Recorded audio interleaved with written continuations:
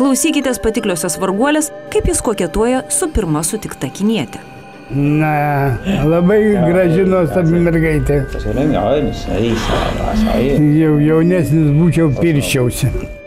Taigi, prieš 14 mėnesių ponas Vytautas, flirtuodamas su menama kinietė, visokiomis progomis ir pretekstais pabrėžė savo vyrišką jėgą. Nu, dar stovi.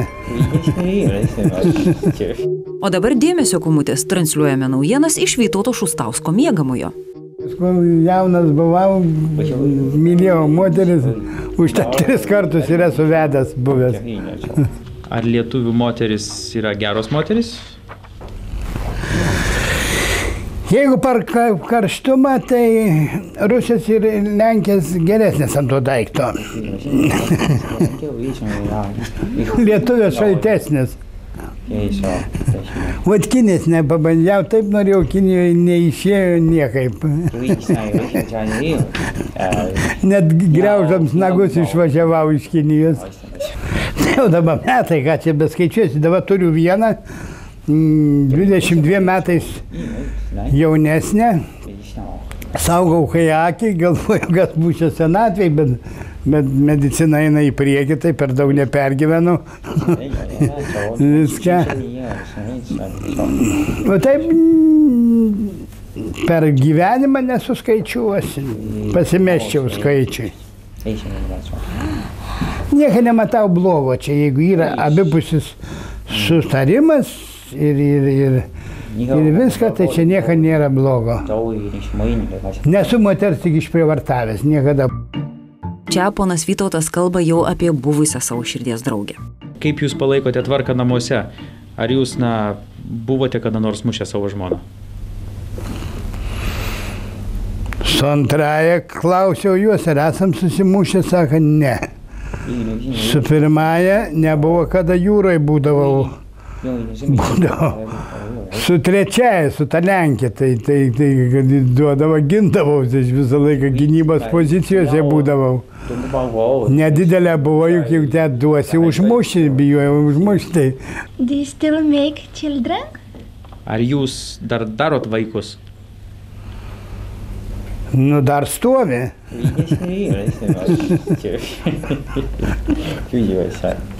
Why? How often do you do this? Kodėl ir kiek kartų? Na, jau nebe taip, kaip. Žiūriu, kiek dabar jaunai žmonai reikia, net tai užsimetu vaistų.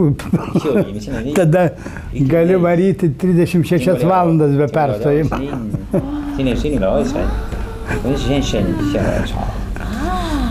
Aš daugiau iš tų, kur stengiausi moterį patenkinti, ne egoistas, ne taip, kaip dabar jaunimas pats pasitenkina, moterį nusispjauti.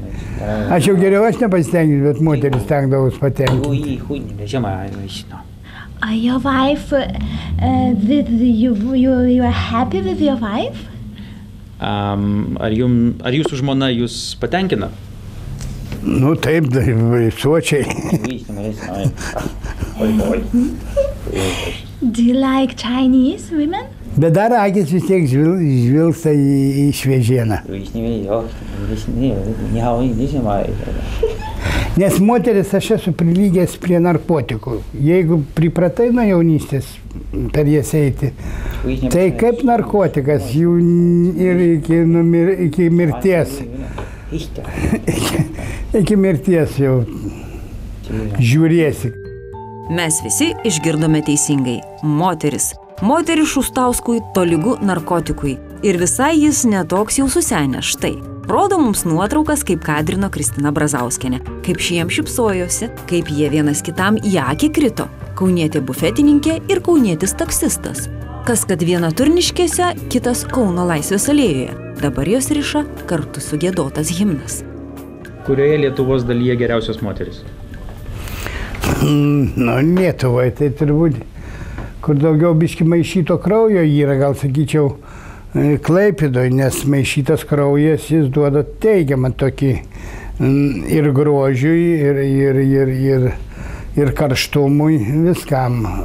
Kraujas maišytas yra gerai. Ponia Kristina, nepykite ponia už familiarumą. Kaip sykis tokio kraujo, nors tiesa, sumaišyto netinkamai. Nei lietuviai, nei lenkai šustauskiškai kraujomaišai netinka. Klausia, kas tie lenkai yra. Pansterbečkai yra pansterbečkai. Kaip sakant, jie nemėgo lietuvių nuo seno ir kada lenkas kalbasi su lietuviu, gali šypsuotis, bet rankoje špygą jis rodys lietuviui. Nes kadangi turėjau žmoną Lenkę, tai aš bėgu nuo Lenką, kai velnės nuo kryžiaus. Klausykit, gal jūs čia kuris lenkas esate? Ne vienas nesat. Stvoras nelenkas, negausim per sprandamus. Aš turėjau Lenkiją bobą, tai žinau. Ar turėjote garsių moterų Lietuvoje? Nu, geriau apie tą nepasakoti, kai sakant. Aš nesirinkdavau. Kaip vienas, žinai, toksai suskis, atėjęs pasako, tai jis čiut ne tą, sakau, jie savo paprastą kaimietį tau neduotų. Ne tų pinigų turi, ne ką, bet jis jau mylėjęs, čiut neįžymybės, kur jau žinomas visai nedaug.